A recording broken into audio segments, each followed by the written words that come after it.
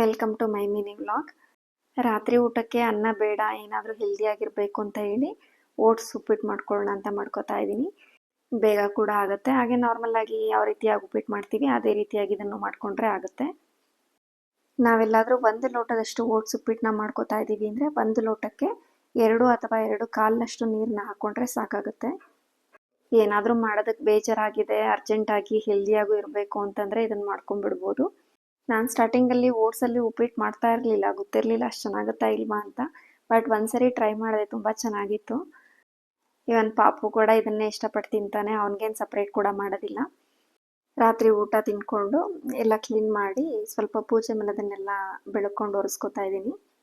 ನಾಳೆ ಗುರುವಾರ ಆಗಿರೋದ್ರಿಂದ ಎಲ್ಲ ಕ್ಲೀನ್ ಮಾಡ್ಕೋತಾ ಇದ್ದೀನಿ.